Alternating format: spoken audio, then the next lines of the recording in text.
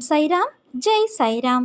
என் அன்பின் சாய் குடும்ப உறவுகளே, கோடியில் ஒருவருக்கு மட்டுமே கிடைக்கும் திடீர் யோகம் இன்று உனக்கு கிடைத்திருக்கின்றது. 1 மணி நேரத்திற்குள் உனக்கான ஒரு நல்லது நடந்தே தீரும்.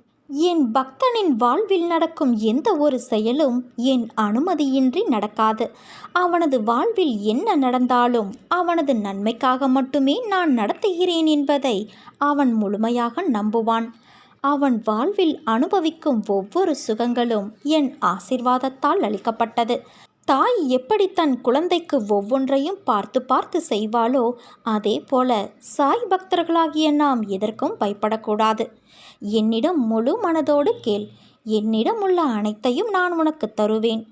ஒவ்வொரு நிலையை நினைத்தும் நீ எதற்கு வேதனைப்படுகிறாய்? இப்படி வேதனை மேல் வேதனைப்பட்டு நீ எதை சாதிக்கப் போகிறாய்? வெளியே வா. அப்போது என் ஆசி உனக்கு முழுவதுமாக கிடைக்கும். வெறும் வாய் வார்த்தைகளால் நான் இதை உனக்கு சொல்லவில்லை. நான் உன்னோடு இருக்கும்போது உன் கவலைகளை என் பாதத்தில் வை. அதன் பிறகு நடப்பதை பார். உன்னை படைத்தவன் நான். நம்பிக்கையும் பொறுமையும் வேண்டும் என் குழந்தையே. உன் கர்ம பலன்கள் முடிந்துவிட்டது. எப்போது நீ என்னை நினைவில் நிறுத்தி கொண்டு பூஜை செய்தாயோ, அப்போதே உன்னுடைய கர்ம பலன்கள் பொடி பொடியாகிவிட்டன. நீ யார் என்பதை நீ அறிந்து கொள்வதற்கு நான் வைக்கும் பரீட்சைதான் நீ படும் வேதனை. உண்மையில் ஒருபோதும் நான் பணத்தை விரும்பியது இல்லை. விரும்பவும் என் பிள்ளைகளை நான் அனுமதிக்கவில்லை. என் பிள்ளைகளை அதன் பிடியில் விழவும் நான் அனுமதிக்க மாட்டேன். ஆனால் உனக்கு அது தேவைப்படும் காலகட்டத்தில் அது உன்னை தேடி வரும்.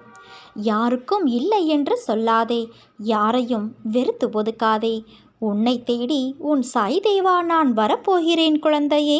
உன்னை நான் சரி செய்து வருகிறேன் என்று உணர்ந்து சில விஷயங்களை நீ மாற்றிக்கொண்டு வருகிறாய். நல்ல விஷயம்தான். மற்றவர்களை நேசிப்பதில் தவறு இல்லை. ஆனால் அவர்கள்தான் உலகமே என்று நினைக்கும் தருவாயில் இருக்காதே. அவர்கள் அன்பில் நீ சார்ந்திருக்காதே. அந்த அன்பு சில சூழ்நிலையால் குறைந்து போகலாம். அந்த சமயம் உன் வாழ்க்கையில் நீ வெறுமையை காண்பாய். நான் உன்னிடம் சொல்லும் அர்த்தங்களை நீ புரிந்து கொள். அன்பு தவறு இல்லை. ஆனால் அளவு கடந்த அன்பில் எதிர்பார்ப்பு ஏற்படும். அதில் நீ மாட்டிக்கொள்ளாதே குழந்தையே. அது உன் வாழ்க்கையில் நிம்மதியற்ற சூழ்நிலையை உருவாக்கிவிடும். ஏனென்றால் இவ்வுலகில் எதுவும் நிரந்தரமில்லை.